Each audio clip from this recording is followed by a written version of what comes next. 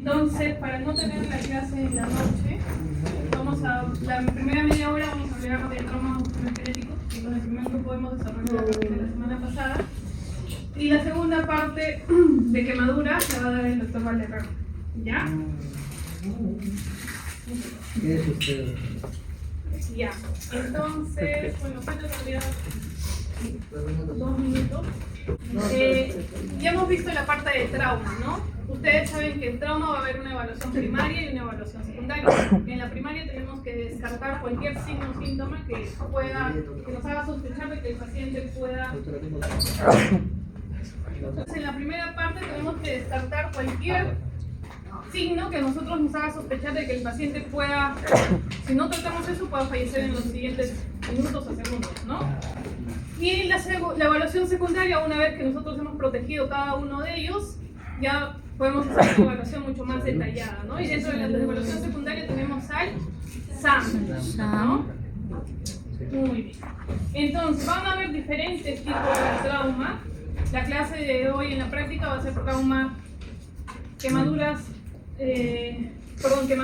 y la clase pasada era trauma musculoesquelético. Entonces ustedes ya son expertos en sistema óseo y muscular, así que esto va a ser fácil para ustedes. Entonces, cuando nosotros tenemos un paciente con un trauma, y adicional a ello, bueno, va a tener un trauma musculoesquelético, tenemos que mantener las prioridades de evaluación.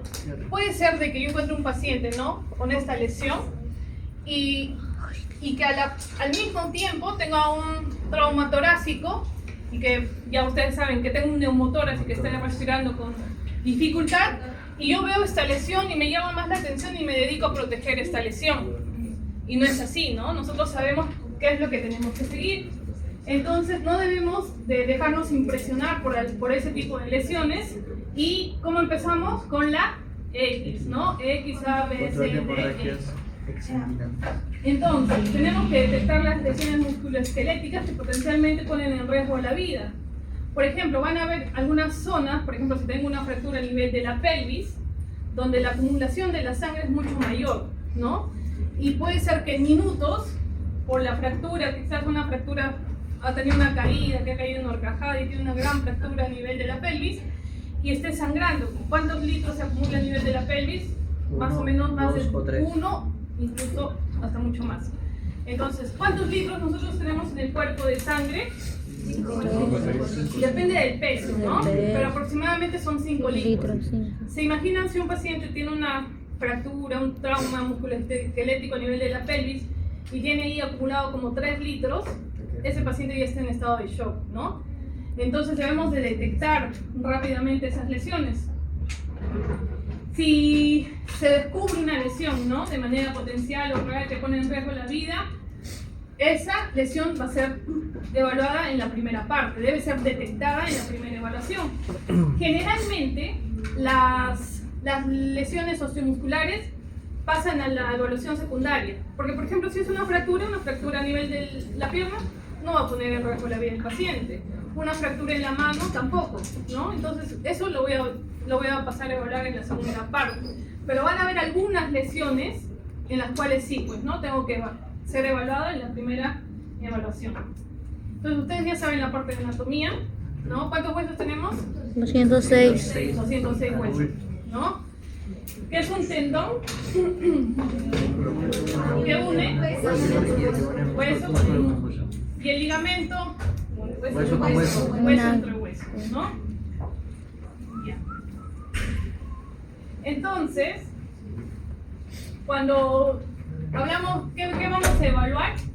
Van a haber 3 grupos de pacientes que hayan sufrido una lesión osteomuscular. Por ejemplo, en el primer grupo vamos a tener un paciente que tenga una lesión musculoesquelética que esté en riesgo su vida. Por ejemplo, un trauma a nivel de la pelvis, ¿no? Un trauma a nivel del muslo, quizás una fractura expuesta del fémur y que haya lesionado la vasculatura, o sea, la arteria femoral, ¿no? También puede llegar a perder entre, ¿cuánto? ¿El fémur?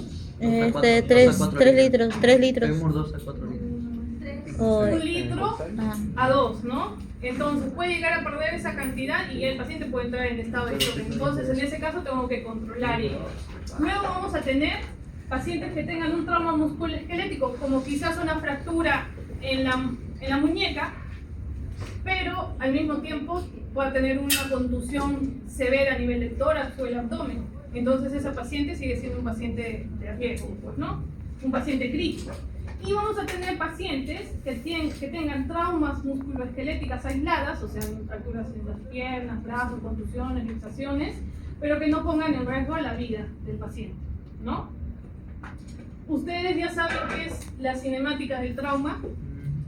Estudia cómo se produjo el trauma por las consecuencias. La consecuencia. ¿no? Entonces, es importante saber cómo se ha producido el accidente. Sí, también. ¿no? Sí. ¿Por qué? Porque de esa forma yo puedo concluir qué tipo de lesiones pueda tener mi paciente. Por ejemplo, acá tenemos el mismo motociclista en 3 escenarios diferentes. Acá, el motociclista se ve que va a gran velocidad y se impacta contra un auto. Ven la cabecita, la velocidad con la que viaja, o sea, con la que él estaba viajando en la moto, toda esa energía se va a impactar, ¿no? Contra el carro. Entonces, por ende, ¿qué va a pasar? Va a rebotar. ¿Puede tener una lesión a nivel cervical? sí. Sí. Si es que este casco, por la gran energía que se ha producido, puede ser que incluso se rompa y va a tener una gran contusión a nivel cerebral, ¿no? Ahora, el mismo motociclista iba conduciendo por la calle, por una avenida, y se impacta contra el borde, ¿no? De la vereda y sale disparado de costado. Entonces, ¿qué tipo de lesiones puedo encontrar en este paciente? Las extremidades. Fractura en las extremidades, ¿no? Del lado izquierdo, ¿no? Porque me hace sospechar de que va a caer lateralizado hacia el lado izquierdo. Puede caer apoyado en la mano, en la palma de la mano, y ¿qué le va a condicionar? Fracturas a nivel de la muñeca. Puede caer con la rodilla doblada, fracturas a nivel de la rodilla, incluso del muslo, ¿no? Y en esta imagen, acá vemos que hay un muro y el paciente, bueno, viene conduciendo su moto y se impacta, ¿no? ¿Ven qué zona del cuerpo se golpea? Lumbar. La zona del abdomen y la pelvis, ¿no? Entonces eso se va a impactar. Y si acá continúa el muro, incluso la cabeza, ¿no? Porque para empezar, miren, en estas 2 imágenes no tiene casco, ¿no? Entonces, según el tipo de, o sea, el escenario, yo puedo deducir qué tipo de lesiones puede tener ese paciente, ¿no? Es por eso es importante saber en qué se transportaba, en una moto, en un carro, en una camioneta, dónde iba conduciendo, de copiloto, en la parte posterior, tenía o no cinturón de seguridad, en ese caso tenía o no casco, ¿no? Sí, es importante saber si había tomado algún tipo de droga, había consumido algún tipo de alcohol, sí, ¿no? Entonces, una vez que si ustedes están en un escenario donde encuentran un paciente que ha sufrido un trauma musculoesquelético, ¿qué es lo primero que tenemos que hacer? El control de hemorragias exsanguinantes. No. ¿Qué es lo primero que tenemos que hacer? Evaluar la escena. Zonas seguras, Evaluar la ¿no? escena. Asegurar la Sea lo que escena. sea, lo primero es protegerse ustedes, ¿no? Si no es una escena segura, van a terminar siendo una segunda víctima. Entonces, lo primero que tenemos que hacer es asegurar la escena. Posteriormente, empezamos con la evaluación primaria. ¿Qué es lo primero que tenemos que hacer? Es descartar Hemorragia. de que no haya una lesión, una hemorragia exsanguinante, ¿no? ¿Qué significa exsanguinante? Hemorragia Rodrigo, ¿qué masiva. significa exsanguinante? No sé. De que ponga en riesgo La vida del herido, ¿no? Muy bien. Posteriormente, ¿qué evaluamos? La vía aérea. Chicos, esto que les parece que lo repetimos a cada rato, de ahora en adelante todas las clases tenemos que seguir este orden, ¿ya? Incluso en paro, ¿se acuerdan qué es lo que iba primero? La vía aérea, Es por eso que orofaringeal. preservábamos las Comprensiones. compresiones, ¿no? Ya. Entonces, en la A, ¿qué es lo que controlamos? El control Que la cervical. vía La aérea. vía, Aérea. no, que esté permeable la vía aérea, ¿no? Ajá. Si la vía aérea no está permeable, ¿qué órgano puede obstruir? La lengua. La La lengua. lengua, ¿no? Entonces, ¿en qué posición colocamos a mi paciente? Frente al mentón. Frente al mentón, y si sospecho, como en el primer caso de que tengo un trauma Tracción cervical, Retracción mandibular. tracción mandibular. Atracción. Y también hacemos un Control control cervical. cervical, ¿no? Le colocamos un collarín, ustedes ya han practicado. Posteriormente, ¿qué hacemos? La ventilación. La ventilación, ¿no? Descartar de que, ¿se acuerdan cuando ingresaba el aire entre las dos pleuras, cómo se llamaba? Neumotórax. Neumotórax, ¿no? O si había sangre, Hemotórax.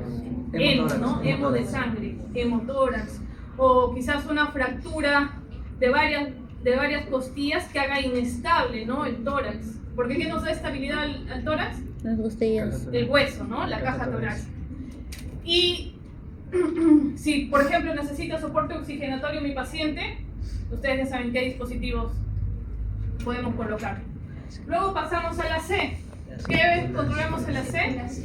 ¿Y qué vamos a controlar? ¿Le mido la presión ahí? Ver la perceptibilidad del pulso. Claro, ¿no? Cómo está el pulso, si es fuerte, constante, ¿no? O si está ausente en un paciente en paro. O sea, ¿qué quiere decir? Que está muerto. ¿Qué más vemos? La piel, ¿no? ¿Cómo está la piel? Si la piel está tibia o no. Puede ser de que yo tenga una lesión vascular a causa de una fractura del muslo. Y empieza a ser pálido. Voy a percibir pulso en la pierna, No. a nivel popliteo. Si tengo una fractura que ha lesionado la arteria femoral derecha, no. Entonces yo percibo a nivel popliteo, coloco mis deditos, no voy a percibir el pulso, no va a estar disminuido, incluso ausente, ¿no? Entonces, ¿qué me hace sospechar eso? De que las lesiones severas, pues, ¿no? Y que se está ahí, está perdiendo sangre. Y en la D, Doctora, disculpe, también dentro de la C está el llenado capilar. el llenado capilar, ¿no? ¿Qué me indica cuando el llenado capilar está prolongado? Hipoperfusión, ¿no? De esa zona. Entonces, ¿cuántos minutos se llena? 2 segundos. Menos Menos de 2 2 segundos, ¿no? Presiono, cuento hasta el 10, 1, 2, tanto en los miembros superiores como en los miembros inferiores. Y si eso se prolonga más de 2 segundos, está Hiperfundido. Hiperfundido. Hipoprofundo. en la D.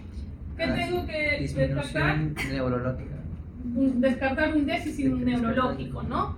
Puede ser así como se puede lesionar la arteria femoral, se puede lesionar el nervio, ¿no? Entonces vamos a ver que la pierna, vamos a encontrar la pierna, el pie caído, ¿no? Todo lo que ustedes han aprendido en anatomía. En la E, ¿qué tenemos que hacer? En la exposición. Exposición, que tiene que ser rápida, ¿no? ¿Por qué? Prevenir la hipotermia. Para prevenir la hipotermia. En la D nos olvidamos algo. ¿Cómo El APTI. calculamos el estado de conciencia de un paciente? Con el APTI. APTI, ¿no? ¿La escala de Glasgow es importante? Sí. Sí. Esto ya lo vamos a aprender cuando hablemos de emergencias neurológicas. Vamos a aprender cada uno de ellos. En el APTI, ¿qué es? La A de, Alerta. ¿todos acá están alertas? No todos, ¿no? La B De respuesta La verbal. V. Si responde verbalmente. responde al estímulo verbal, ¿no? Yo le hablo, Bruno, y responde. La D, De dolor.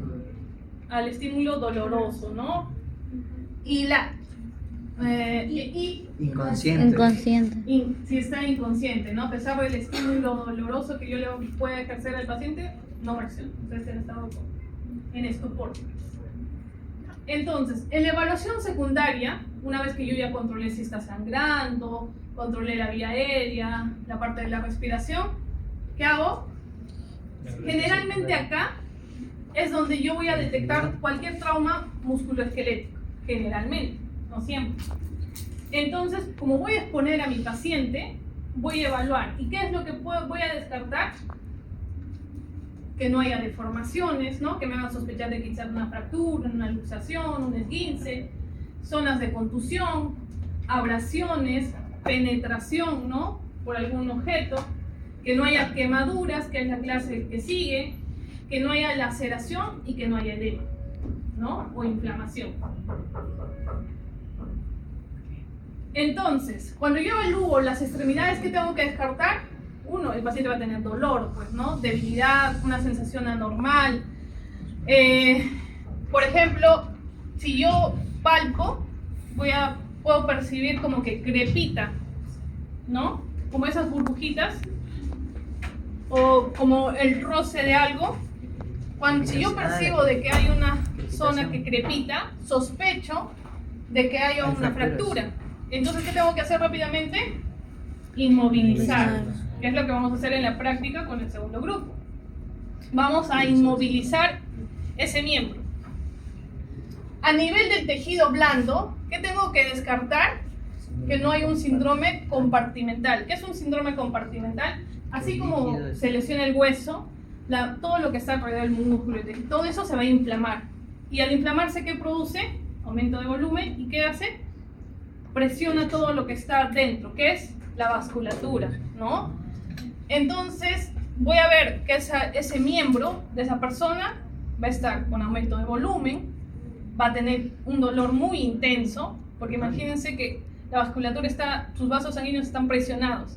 O sea, toda esa zona se está hipoperfundiendo, ¿no? O sea, no le está llegando sangre. ¿Qué transporta la sangre? El oxígeno. Entonces el músculo, todo ello está sufriendo, entonces les va a producir mucho dolor. Yo trato de percibir el pulso y no lo voy a percibir. Va a ser casi ausente. Entonces, en ese momento, ¿qué tengo que hacer? No le voy a colocar una férula y lo voy a envolver bien, ¿no? Porque ¿qué estoy haciendo? Mayor presión. Inmovilizo y rápidamente lo traslado. Tengo que ver cómo están los pulsos, porque no puede ser solamente un síndrome compartimental, puede ser de que haya una lesión a nivel vascular, ¿no? Digamos, me fracturé la clavícula, ¿no? Y se lesionó la vena subclavia, digamos, ¿no? Entonces tengo que descartar cualquier lesión vascular. La función neurológica, ¿cómo está, no? Si tengo una lesión de algún nervio, también voy a tener limitación en algunos movimientos, ¿no? Y vamos a ver algunas lesiones asociadas. Por ejemplo, si tengo una fractura o luxación del codo, puedo también tener una lesión de la arteria humeral.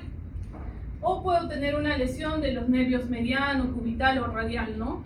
O sea, una lesión en el codo implica que puede lesionarse cualquiera de los compartimentos que se encuentran en ese nivel, ¿no? Y tengo que descartar cualquier lesión ocurrida por ello. Entonces, las lesiones de las extremidades van a dar origen a problemas principales que requieren tratamiento. Por ejemplo, lo primero que tengo que descartar es que no haya una hemorragia, ¿no? Que eso sí va a ser tratada en la primera evaluación. ¿Cómo voy a ver? Percibiendo el pulso, ¿no? Cómo está el pulso. Si hay un sangrado, está perdiendo sangre una persona, el pulso va a estar. En un inicio el cuerpo va a tratar de reponer eso, y ¿cómo hace? El corazón empieza a latir mucho más rápido, ¿no? Entonces el pulso puede estar acelerado. Posteriormente, a pesar de todo el esfuerzo que haga el cuerpo, despierta a tus compañeras, a pesar de todo el esfuerzo que haga el cuerpo por tratar de reponer el volumen, no va a poder. ¿Y qué empieza? Empieza a caer el pulso, ¿no? O sea, a ser casi ausente, imperceptible. Entonces van a haber hemorragias que yo las voy a ver a simple vista, ¿no? Voy a ver y va a estar sangrando. Pero van a haber hemorragias que van a estar contenidas en un espacio. Por ejemplo, si hay una fractura a nivel de la pelvis, la sínfisis del pubis se separa y la pelvis se queda como un libro abierto, ¿puede sangrar? Sí. Entonces, miren acá, si se produce una concentración de volumen de sangre a ese nivel, a nivel de la pelvis, puede sangrar entre 1000, o sea, 1 litro, hacer un sangrado masivo, ¿no? Por más de 2 litros y el paciente está en un estado de shock, porque casi el 50% del volumen de sangre está perdiendo. Entonces, si tenemos una fractura de una costilla, podemos perder 125 cc por cada costilla fracturada. Radio cúbito, 250 500 cc. Si tenemos una fractura del húmero, 500 a 750. Tibio peroneo, o sea, a nivel de la pierna, de medio litro a 1 litro. Y hablando del fémur, ¿cuánto era? 1 a 2 litros en cada fémur, en cada músculo. Entonces, ¿cómo manejamos eso? En ese momento yo no me voy a poner a ver o sea, ese paciente va a tener que entrar a la sala. Pero lo que nosotros tenemos que hacer en el prehospitalario es, si está sangrando y es un sangrado evidente, es externo, Torniquete. ¿se acuerdan qué hacemos? Torniquete. Compresión directa, ¿no?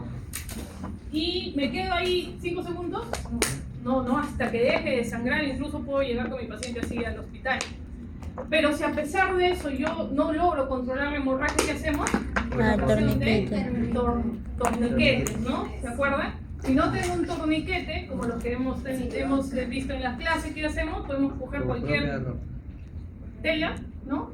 Y envolverlo, y con una madera, como ven en la imagen, empezar a ajustar, ¿no? Como hacíamos con el torniquete que tenemos arriba. Y trasladamos rápidamente al paciente. ¿Cuánto tiempo va a estar con el torniquete el paciente? Hasta que sea trasladado. Si el traslado demora mucho, ¿libero? No.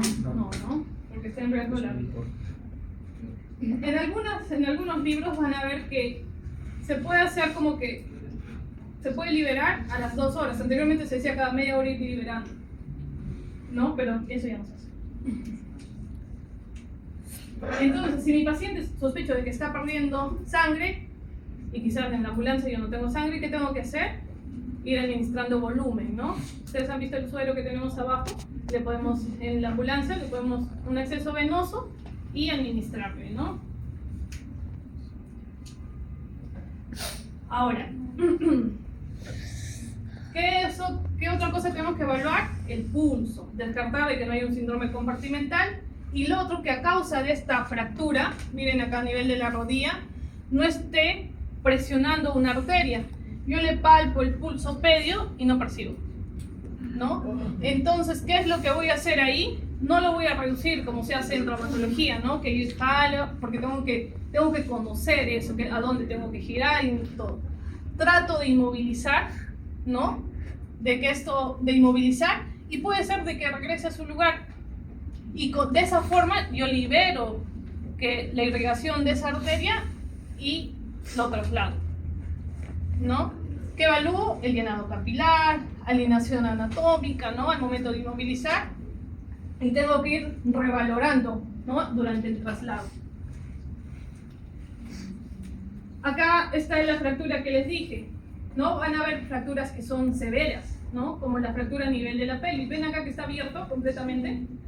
Esto es lo normal, ¿no? El anillo pélvico el anillo pélvico normal. Pero ven en esta imagen cómo está abierto, ¿no? Entonces, ¿cómo voy a evaluar si tiene una fractura a nivel de la pelvis? Ven a esta persona, o sea, tengo que hacer movimientos anterior y posterior, y en la zona lateral. Si yo veo que hay inestabilidad, sospecharía de que hay una fractura, pues no exactamente a qué nivel, pero hay una fractura a nivel de la pelvis. Entonces, ¿qué voy a colocar ahí? ¿Una férula también? ¿En horizontal? No. Entonces, existen cinturones, ¿no? Como el de acá, donde yo ¿qué hago? Es estabilizar esa pelvis. O sea, es como una correa, le coloco ancha, le coloco al nivel de la pelvis y tracciono, y lo que va a hacer es estabilizar la pelvis, ¿no? Porque con el movimiento quizás estaba separado, con el movimiento termina de separarse y termina así. Entonces, si no tenemos este dispositivo, que acá no lo tenemos, ¿qué podemos coger? Una sábana. Estiro la sábana, hago un nudo, y ¿para qué? Para poder estabilizar la pelvis y se ha trasladado el paciente. Si es una fractura a nivel del fémur, ¿no? Lo que se indica es que se coloque una férula que me ayude a traccionar la pierna, ¿no? O sea, que este huesito quizás con la tracción pueda regresar a su estado y ser trasladado. Pero van a haber algunos casos en los cuales no voy a colocar una férula que me ayude a traccionar. Por ejemplo,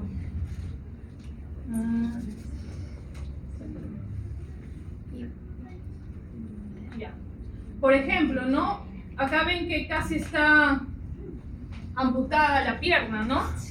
Entonces no voy a poder colocar algo que traccione. Más bien acá esto puede sangrar, ¿no? Entonces, ¿qué coloco acá? Un torniquete sobre lo más proximal, ¿no? Y en esta zona van a haber diferentes tipos de fracturas. Algunas fracturas, como esta quizás, donde la piel y el músculo va a estar indemne. Pero esta fractura, ven acá cómo está, que el hueso está expuesto. Entonces, al estar expuesto, este hueso puede ingresar cualquier germen, ¿no? Por esta zona y el paciente se puede infectar. Entonces, ¿qué es lo que hacemos? No es que lo voy a llevar así al hospital. Con una gasa mojada. Claro, con gasas o apósitos mojados, húmedos, cubro y trato de inmovilizar. Quizás al momento de inmovilizar esto retorne, o sea, ingrese, y igual inmovilizo y lo traslado. Yo no tengo que tratar de ingresar el hueso, porque podemos lesionar mucho más. Entonces puede ser de que yo traccione y solito retorne y traslado a mi paciente. Todo lo que ocurra durante la escena del trauma, ustedes tienen que notificar. Porque eso es importante, porque no es que simplemente tenga una herida, sino que este hueso ha estado en algún momento expuesto. ¿Y eso de qué nos sirve a nosotros, o sea, bueno, el personal del hospital? De que este hueso está en contacto con el ambiente, entonces existe el riesgo de que se pueda infectar. ¿Cómo se llama la infección del hueso? Osteotitis. Osteomielitis, ¿no? Entonces, ¿qué va a condicionar eso?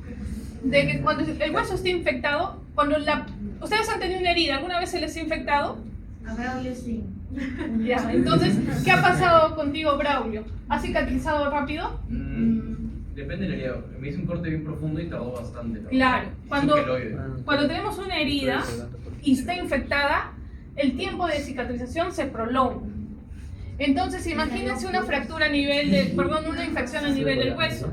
Lo que tiene que hacer cuando se produce una fractura, se consolida, o sea, se vuelve como un callito. Ajá, tiene un queloide acá. Un callito en el hueso. ¿Dónde está tu queloide? O sea, es la cicatrización del hueso cuando se pega. Entonces, si es que hay una infección de este nivel, va a ser difícil de que eso se pueda consolidar, ¿no?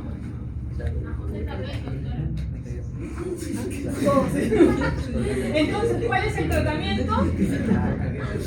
Primero, si es que hay sospecha de que está sangrando y hay una hemorragia sanguinante, proteger ello, ¿no? Tratar de controlar el sangrado. Con presión directa, con vendajes, o si tengo torniquete, hago uso de torniquete, o si no puedo confeccionar un torniquete, ¿no? Con una tela.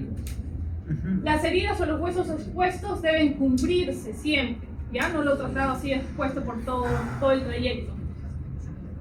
Por ejemplo, yo debo sospechar de que un paciente tiene una fractura si yo veo de que a nivel de alguna articulación o alguna zona veo que hay deformidad, ¿no? Porque si hay una fractura, el hueso va a condicionar deformidad por el aumento de volumen, por la inflamación que se va a producir también.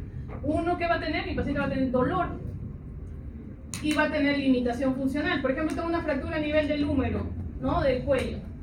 ¿Voy a poder abducir mi brazo? No. Entonces va a haber limitación funcional. ¿Qué es lo que tengo que hacer rápidamente? Inmovilizar. ¿Qué inmovilizo? Por ejemplo, si tengo una fractura a nivel del radio del cúbito, inmovilizo de las dos articulaciones contiguas, ¿qué inmovilizaría? La muñeca y el codo, ¿no? No es inmovilizo solo de acá para acá, muevo mi codo y este movimiento que genera que tanto el cúbito y el radio se movilicen, ¿no? Entonces no estoy fijando bien. Las inmovilizaciones vamos a utilizar férulas, existen férulas rígidas que pueden ser confeccionadas por nosotros mismos con tablas, con cartones, férulas maleables, que es lo que tenemos arriba, que vamos a ver, incluso las férulas anatómicas, como ven acá. Inmovilizo, tengo una lesión al nivel del dedo medio, lo inmovilizo con el dedo anular, ¿no? Las luxaciones, igual. Si se produce una luxación, generalmente se produce por traumas severos, pues, ¿no? No es normal que un hueso se salga de la articulación. Pero hay algunas personas, por ejemplo, que sufren desde pequeñitos de hiperlaxitud, que solitos hacen un movimiento y se luxan.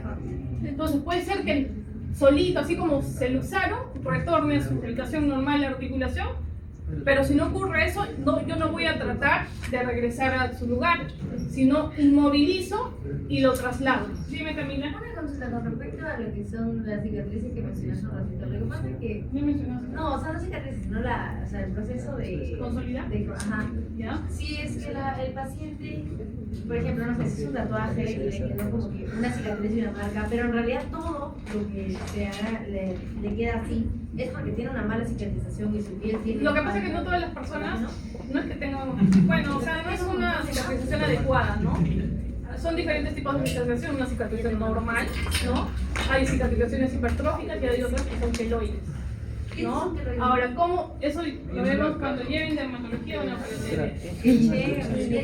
Ya, entonces, van las consideraciones especiales, ya es la última lámina, que tenemos que percibir si hay pulso, ¿no? Por ejemplo, para descartar un síndrome compartimental, la deformación, el dolor y la ausencia de pulso, ¿no? Tengo que ver si hay amputaciones, ¿qué tengo que hacer?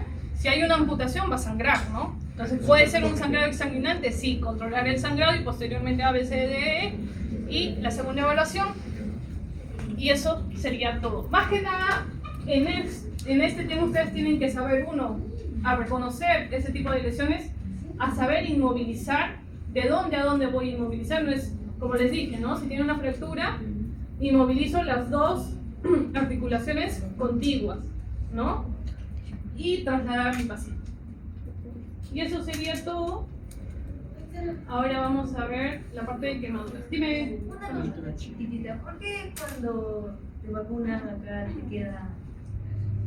Solo ¿Y por qué pasa las con... mujeres menos? Porque el mío casi literalmente no le tiene una cosa. Eso depende de la cicatrización. Es su piel. Ya.